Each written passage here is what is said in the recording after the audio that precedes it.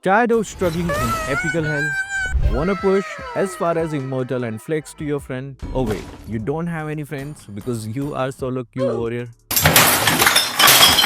Hi guys, Kazuki here, and in this video we are reviewing the top best heroes for you in your solo queue journey. Because I know not everyone has an Angela. Alright, before we begin, a quick heads up, this list is not in ranking order. The first hero doesn't mean they are better than the last ones. So you please don't misunderstand. First we have 3 honorable mentions. These heroes could not make it to the main list because they are constantly banned or require high skill to pull off. For example, Hayabusa. He is a great hero, but after the developers reduce his stake damage in the ultimate, not every can pull out his high burst damage. But if you are a good Haya player and you see him open, don't miss it out. He can get into the back line easily and sweep forward without any breaking a sweat. The next hero who loves to be in the ban list is Alucard. Yep, our Dracula is still there.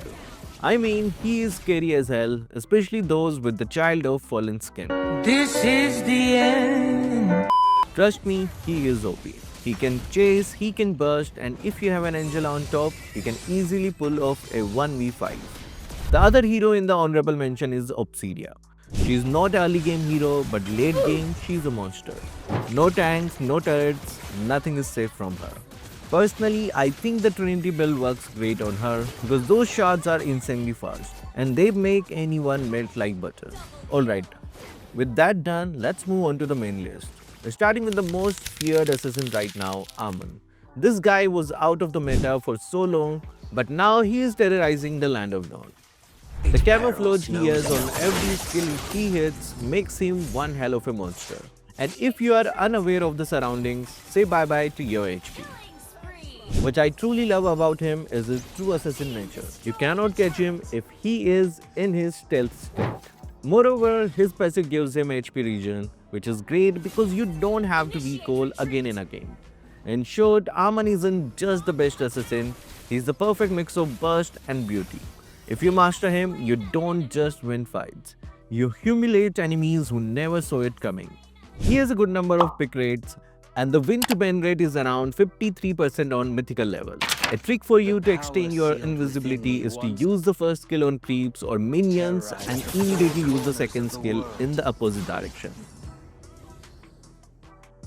This way you can extend your stealth mode longer and move faster across the map. And please make sure you have Sky Piercer on you. He's a really good hero for my solo queue warriors. And to finish anyone off, try this build with these emblems. Well, another hero who can burst anyone is our Octopus Ben. Ben is in the gold lane is an absolute monster right now. I'm sure you have seen it too, but come on, isn't this just outrageous? The developers did hit him with a recent nerf, but honestly, it's nowhere near enough to stop him. His magic damage absolutely melts any squishy marksman in the gold lane. His second skill keeps him topped off in lanes and fights. He can trade, heal up and repeat. Most gold laners can't sustain that long without burning regen. Don't forget Bane's ultimate melt towers. If you win lane once, you can easily force objectives, and if you ignore, you will take turrets faster than most marksmen. For me, he's an SS tier hero. All you have to do is make sure to charge up his passive properly. And how do you do that? Simply spam his skills. He can stack his passive up to 2 times, so always keep an eye on those stacks and time your next skill perfectly. For the builds, I prefer these magical builds, and Flicker can be a good item. Now there might be a debate that why only spam Ben in gold lane. Well love, I never said you cannot spam him in the jungle or mid. You can explore him in any lanes. I only suggested gold because the fighter meta in gold lane, Ben can sustain well in the early game. And tell me who will help gold in solo queue. It's all on you. So yeah, Ben is better in gold. Next up, we have got one of the scariest roamers in the game right now, Hilda. She's built for chaos. The moment she locks eyes with you, you'd better start running. Her first skill gives her a huge burst of speed and a thick shield.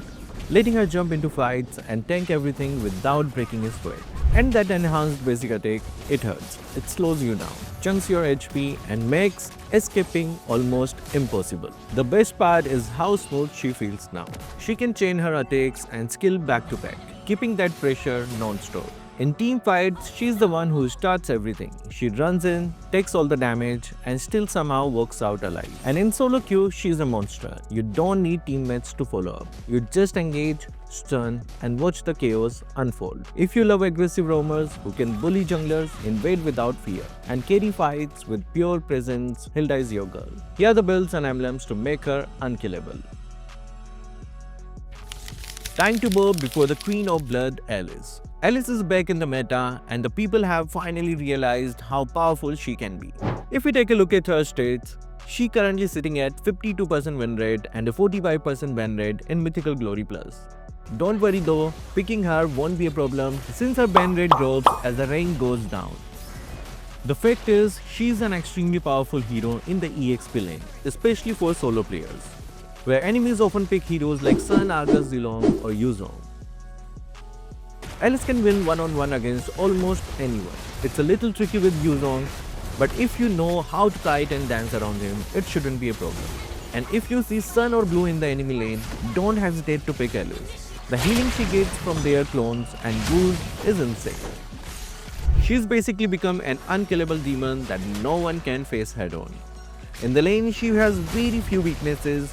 Heroes who deal true damage like CC and Thamus might give her a tough time during the early stages of the game. But once your items are ready, she will heal through most of the incoming damage like it's nothing, even while standing on the front line. The new Alice isn't a mage like before, she's a hybrid beast as most of her skill now skills of HP. So Vitality is a must-have talent in Alice's kit. For setup, I recommend going with the tank emblem too, since it provides that extra HP boost. Alright, for the rest, here are the suggested builds and emblems. Time for the most annoying yet powerful healer in the game. Florine is very powerful. She's the only healer who has map-wide healing that makes her very annoying. After the nerf, she can no longer ignore the effects of anti-heal, but she increases the allied hero's HP and regen effect. While yeah, it's a nerf, but for heroes with spell vamp and lifesteal, this is a major boost in their sustain.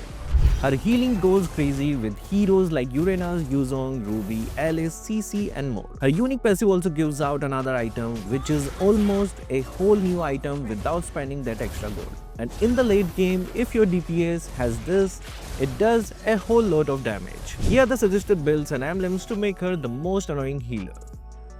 Say hello to the water splashing goddess of the game, Kadita. Kadita is a menace in the game right now. With all the different battlefield effects in rotation, she thrives in 2 out of 4 dangerous grace and expanding rivers. You will never know where she might come from. Her recent buff in season 37 has made her a powerhouse. Her combos are now much easier and smoother to pull off. Her passive is excellent for survival and she has so much CC immunity, making Kadita one of the best heroes in the game. Here are the suggested builds and emblems for the fish. Freya is finally back in this meta and this time she is too powerful. After her rework, she feels way smoother in fights. You don't have to worry about building attack speed anymore. She gets it naturally from her passive. Every hit makes her faster and deadlier. And once she starts punching, good luck trying to stop her. Her new ultimate is also insane. She dives straight into battle like a Valkyrie, slamming enemies, slowing them, and healing while dishing out splash damage. That means even if you dive in alone, you can sustain through the chaos. The best part is how consistent she feels now. She doesn't just burst, she brawls. In this bruiser-heavy meta, where everyone's running around with sustain and damage, Freya fits perfectly. She can chase, she can tank, and she can punish squishy heroes who get too close.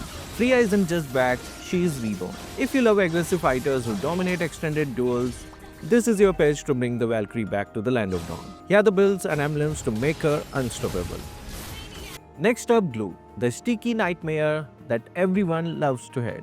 After the recent balance changes, Glue's durability has skyrocketed again. He might not burst you down instantly, but he will make you question every decision you have ever made the longer the fight drags on. He's easily one of the best frontliners right now, especially when paired with sustain heavy healers like Florine or Estes. Once glue sticks to your enemy carry, it's practically a death sentence. You are not running away unless your team peels for you. The trick with glue is not to overcommit early. Focus on poking and forcing enemies to use their purify or flicker. Once those are down, go all with your split ultimate and watch chaos unfold. He's an absolute nightmare for melee heroes and short-range marksmen, and his late-game presence is unmatched in drawn-out fights. Here are the suggested builds and emblems to make your enemies scream, "Not this goo again." Now let's move to one of the most underappreciated marksmen, Nathan. After multiple tweaks and buffs, Nathan is finally back to being a real monster. His damage scales insanely well into the late game, and once you get your positioning right, there's literally no escape from his reverse bullets. The best thing about Nathan is his ability to punish bad engages. His ultimate allows him to reposition him while doubling his firepower, making him a nightmare to chase. In the current meta where crowd control and burst assassins are everywhere, his kit gives him more flexibility and survival than most marksmen. Pair him with heroes that can hold the line like Glue, Tigreal or Atlas, and you will see how fast he melts through HP bars. Just make sure to farm efficiently and hit that golden 3-item spike. From there, it's over for the enemy team. Here are the suggested builds and emblems for the time-twisting marksman. And finally, the Queen of Control. Eve has always been one of the most reliable mages in the game, and that hasn't changed one bit. With her insane range, zoning power, and crowd control, she dominates team fights like few others can. What makes Eve strong right now is how she can completely dictate where the fight happens. Once her ultimate is active, enemies are forced to either retreat or die trying to get close, and with the recent adjustment that makes her more fluid to play. She's even deadlier in coordinated team setups, and if you love playing the "I own this map" role, Eve is your girl. Just remember, positioning is everything. Stay safe, use your skill wisely, and don't waste your ultimate on a single target. Wait for the perfect teamfight setup, and you will turn the battlefield into your own cosmic canvas. Here are the suggested builds and emblems to help you rain down the stars. So guys, what do you think? Which other heroes do you think are super OP? And if you're wondering what else to watch, then why not watch this? It tells you about an event we have all been waiting for. So that will be all for this video. Thank you guys for watching. Keep supporting Kazuki Official.